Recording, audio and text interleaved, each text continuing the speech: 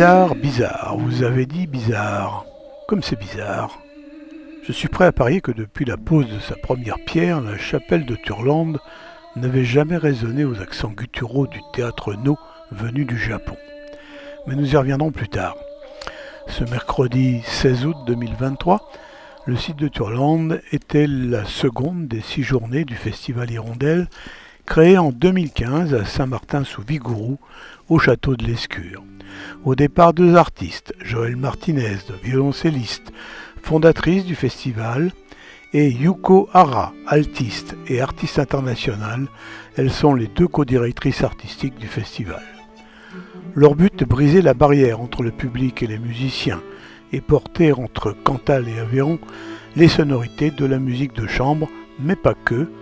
Cantal et Aveyron, séparés à certains endroits par la rivière Hirondelle. Fin du préambule.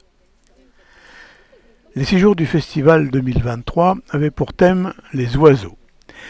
Et c'est un drôle de volatile qui a sifflé les 3 coups à Turlande.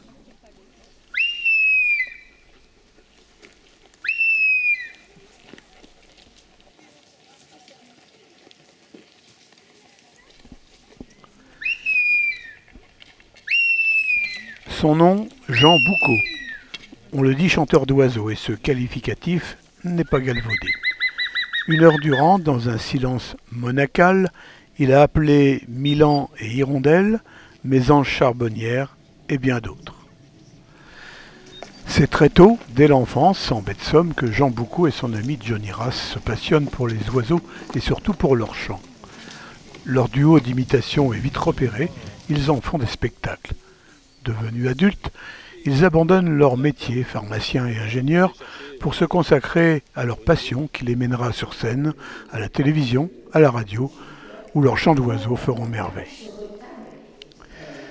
Cette journée a été l'occasion pour les festivaliers présents de découvrir, si besoin, la chapelle de Turlande, récemment et partiellement restaurée, découverte assurée par Marie-Pierre Barthélémy, la dynamique présidente de l'association des Amis de Turlande.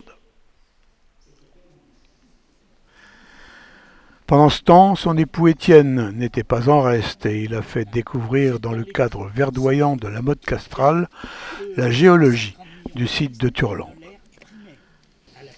À noter également que la LPO, la Ligue pour la protection des oiseaux, a proposé une découverte des charmants volatiles qui survolent pour notre plaisir Cantal et Aveyron.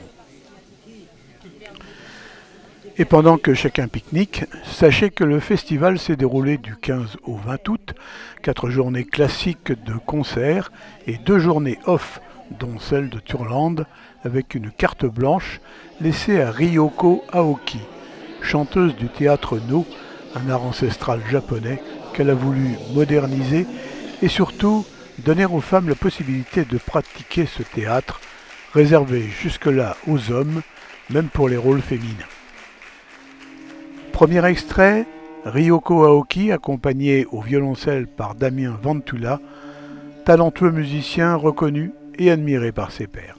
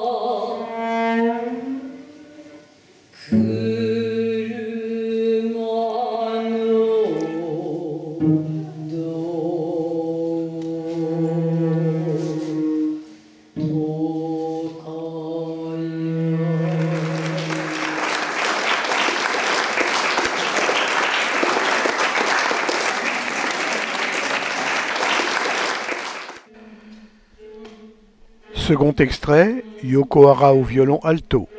Une composition musicale et visuelle étonnante, où la voix et l'instrument se confondent.